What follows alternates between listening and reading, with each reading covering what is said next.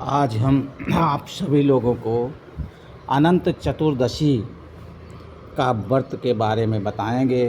ये व्रत कब है, कब रहना चाहिए, कैसे रहना चाहिए और किस दिन इसकी पूजा की जानी चाहिए, किस तरह से पूजा करना चाहिए। तो पहले नियम यह है कि जो अनंत चतुर्दशी व्रत होता है, इसको जो 14 वर्ष तक रहता है लगातार, निरंतर 14 वर्ष तक, बीच में खंडित नहीं होना चाहिए।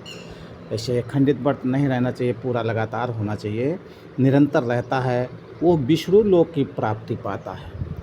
जो सत्यनारायण भगवान की व्रत कथा सुनता है, उसके ऊपर सत्यनारायण भगवान की विशेष कृपा होती है।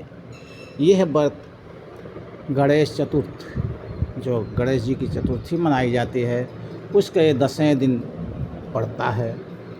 और गणेश जी का विसर्जन अनंत चतुर्दशी के दिन होता है। गणेश की प्रतिमा का प्रवाही जल में प्रवाहित किया जाता है, विसर्जन किया जाता है। और इस व्रत का रहने से अनंत गुना फल होता है। इसका नाम ही अनंत चतुर्दशी है। और इस कथा का सुनने से लोग बांके बिहारी लाल का प्राचीन काल में लगातार गंगा तट पर धर्मराज युधिष्ठिर जरासंध राक्षस को मारने के लिए राज सूर्य यज्ञ का आयोजन किया था। आयोजन हुआ जब यज्ञ का, युधिष्ठिर एवं अन्य पांडवों ने मिल करके किया, बहुत बड़ा यज्ञशाला का निर्माण किया।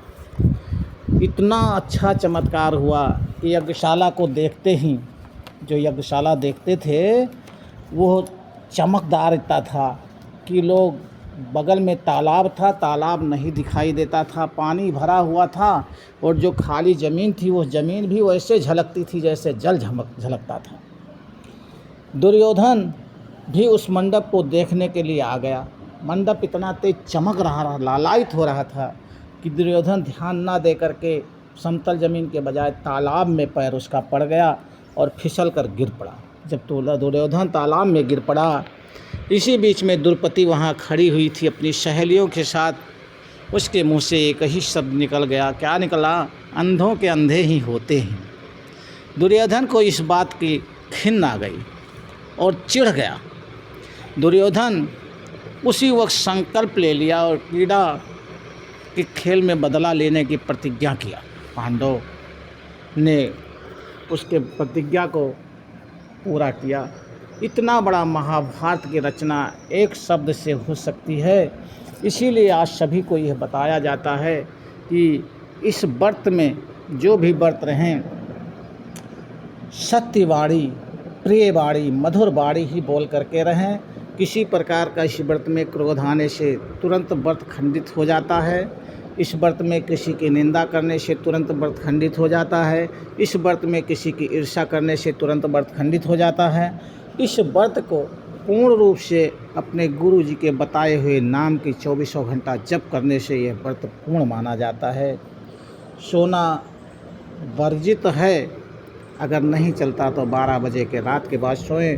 12 बजे तक अपने अपने सतगुरु के नाम का जप करते रहें।